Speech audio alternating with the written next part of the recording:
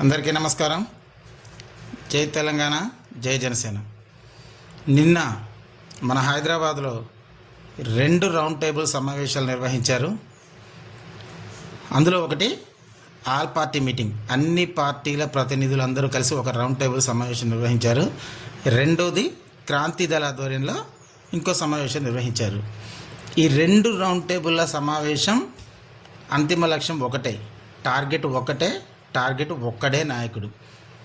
ఆ నాయకుడు జనసేన పార్టీ అధినేత, ఆంధ్రప్రదేశ్ డిప్యూటీ సీఎం పవన్ కళ్యాణ్ గారు. ఈ 2 రౌండ్ టేబుల్ సమావేశాల్లో ఫైనల్గా తీర్మానం చేసింది ఏంటి అంటే, పవన్ కళ్యాణ్ గారు తెలంగాణ అస్తిత్వాన్ని దెబ్బతీస్తున్నారట, తెలంగాణలో జనసేన ఉండొద్దట, పవన్ కళ్యాణ్ గారు తిరగొద్దట. ఈ 2 రౌండ్ టేబుల్ సమావేశాల్లో తీర్మానం చేసింది అదే.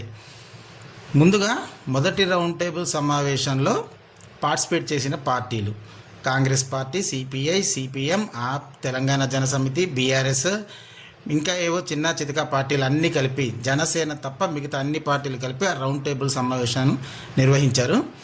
అందులో అన్ని పార్టీల ప్రతినిధులు మాట్లాడుతూ పవన్ కళ్యాణ్ గారు తెలంగాణ అస్తిత్వాన్ని దెబ్బతీశారట, పవన్ కళ్యాణ్ గారు తెలంగాణలో తిరగొద్దట. వారందరినీ మేము ఒకటే క్వశ్చన్ అడుగుతున్నాం, తెలంగాణ జన సైనికుడిగా క్వశ్చన్ అడుగుతున్నాం. First of all Congress party ఎక్కడ పుట్టింది? తెలంగాణలో పుట్టిందా? తెలంగాణలో ఏ పల్లెలో పుట్టింది? ఏ మూలలో పుట్టింది? కాంగ్రెస్ ఇక్కడ పుట్టిన పార్టీ కాదు.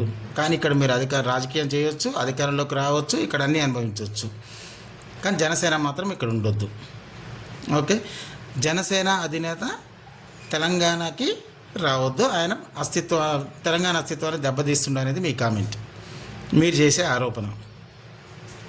తెలంగాణలో జనసేన అధినేతని తిరగొద్దు అని జనసేన తరపున మేము కూడా కోరుకుంటాం. కాకపోతే మా క్వశ్చన్ ఏంటంటే, మీ కాంగ్రెస్ పార్టీ అధినేత సోనియా గాంధీ, రాహుల్ గాంధీ గారు కూడా తెలంగాణకి రాకుండా మీరు చేయండి. మీరు చేస్తే మేము కూడా మా జనసేన అధినేతకి మీ ఫోటో పెట్టుకొని మేము రాజకీయాలు చేసుకుంటాం సార్, మీరు తిరగమాకండి, మేము సిద్ధాంత బలంతో మేము చేసుకుంటామని చెప్పి మేము మా అధినేతకి చెప్పుకుంటాం. సోనియా గాంధీ, రాహుల్ గాంధీ గారిని తెలంగాణకి రాకుండా మీరు చేయండి. జనసేన అధినేతని తెలంగాణకి రాకుండా మేము మాట్లాడతాం. ఇది కాంగ్రెస్ పార్టీ వాళ్ళకి చెప్తున్నాం. మీరు మాత్రం తెలంగాణకి కాంగ్రెస్ వాళ్ళు ఎవరైనా రావచ్చు, రాజకీయ ప్రచారం చేసుకోవచ్చు, మీటింగులు పెట్టుకోవచ్చు, అన్నీ పెట్టుకోవచ్చు. కానీ జనసేన పార్టీ పవన్ కళ్యాణ్ గారు అనేసరికి మాత్రం ఎక్కడ లేని రూల్స్ అండ్ రెగ్యులేషన్స్ మాట్లాడతారు. ఇది కాంగ్రెస్ పార్టీ వాళ్ళకి మేము చెప్తున్నాం.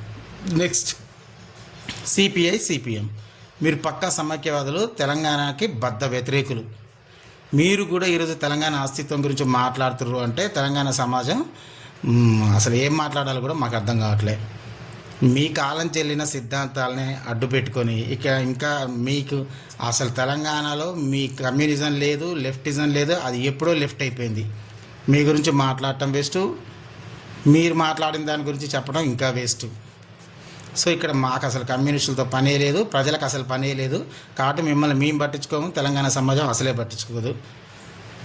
నెక్స్ట్ బీఆర్ఎస్ పార్టీ వాళ్ళు తెలంగాణలో పుట్టిన పార్టీయే.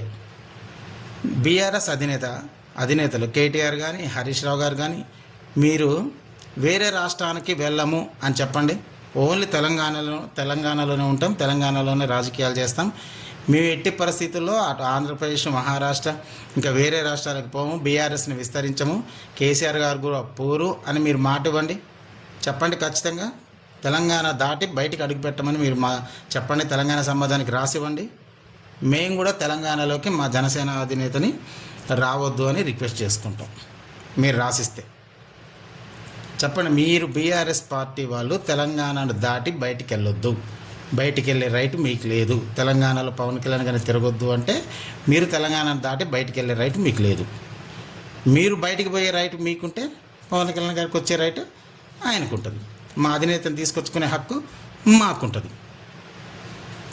నెక్స్ట్ అవి చిన్న చిన్న పార్టీలు అవన్నీ పార్టిసిపేట్ చేసినాయి, వాళ్ళు కూడా ఏది పడితే అది మాట్లాడారో వాళ్ళ గురించి చెప్పడం కూడా అనవసరం. నెక్స్ట్ తెలంగాణ క్రాంతి దళ ఆధ్వర్యంలో ఇంకో రౌండ్ టేబుల్ సమావేశం, వాళ్ళు మాట్లాడింది ఇదే. తెలంగాణ క్రాంతి దళ ఆధ్వర్యంలో జరిగిన సమావేశంలో వాళ్ళు విషయం తక్కువ చెప్పటం, పవన్ కళ్యాణ్ గారిని వ్యక్తిగతంగా తిట్టడం ఎక్కువ. మేము ఒకటే చెప్తున్నాం, బరాబర్ చెప్తున్నాం, తెలంగాణ జన సైనికుడిగా చెప్తున్నాం. పవన్ కళ్యాణ్ గారిని మీరు సైద్ధాంతికంగా విమర్శిస్తే మేము సైద్ధాంతికంగానే మిమ్మల్ని విమర్శిస్తాం.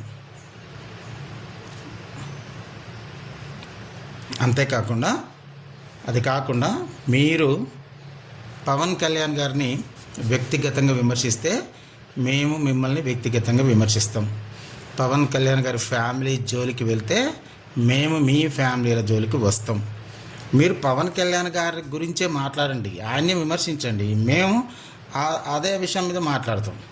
అంతేగాని ఆయన వ్యక్తిగత విషయాలు మాట్లాడి తిరిగి మళ్ళీ మేము మాట్లాడితే మమ్మల్ని ఇట్లా తిట్టిర్రు అట్లా తిట్టిర్రు అని చెప్పడం దేనికి? ఫస్ట్ మాట్లాడేది మీరు, తర్వాత మళ్ళీ మేము మాట్లాడంగానే మళ్ళీ జన సైనికులు ఇట్లా మాట్లాడారని చెప్తారు. పవన్ కళ్యాణ్ గారిని సైద్ధాంతికంగా విమర్శించండి, మేము సైద్ధాంతికంగానే మాట్లాడతాం. మీరు వ్యక్తిగత విషయాల జోలికి పోతే మేము వ్యక్తిగత విషయాల జోలికి వస్తాం పక్కా. సో కాబట్టి ఈ 2 రౌండ్ టేబుల్ సమావేశాలు ఈ విధంగా వాళ్ళ చర్చలు జరిగినాయి. ఎంతోమంది తెలంగాణకు వస్తుంటారు పోతుంటారు, కానీ పవన్ కళ్యాణ్ గారి పేరు చెప్పగానే మాత్రం ఇక్కడ కొన్ని పార్టీలకు కొన్ని సంఘాలకు తడిసిపోతుంది. ఎందుకు మాకు అర్థం కావట్లేదు. మీరే చెప్తారు డిపాజిట్లు రావు, ఇక్కడ మీకు ఏం లేదు, అది మరి డిపాజిట్లు రాలే. గతంలో 23లో పోటీ చేసినాం, 18లో పోటీ చేసారు, 14లో పోటీ, మీరే చెప్తారు కదా డిపాజిట్లు రాలేదని. మరి రాలేదు, మేము తెలంగాణ ప్రజల దగ్గరికి వెళ్తాం, మేము ఏం చేయగలుగుతాం, మా సిద్ధాంతాలు అవన్నీ చెప్పుకుంటాం, మా అధినేత ఫోటో చూపెట్టుకుంటాం, మా అధినేతను తిప్పుతాం. తెలంగాణ ప్రజలు నమ్మి ఆదరిస్తే, అవకాశం ఇస్తే అధికారంలోకి వస్తాం, గెలుస్తాం. లేదు అంటే మళ్ళీ ప్రయత్నం చేస్తాం. మరి మీకెందుకు డిపాజిట్ రాని జనసేన పార్టీకి భయపడటం దేనికి? పవన్ కళ్యాణ్ గారిని చూస్తే భయపడటం దేనికి? మేము ఒకటే చెప్తున్నాం, మీరు అడ్డుకోవాలని చూస్తే, మీరు ఎంత అడ్డుకోవాలని చూస్తే మేము అంత పైకి ఎదుగుతాం, మీరెంత తొక్కాలని చూస్తే మేము అంత పైకి లేస్తాం.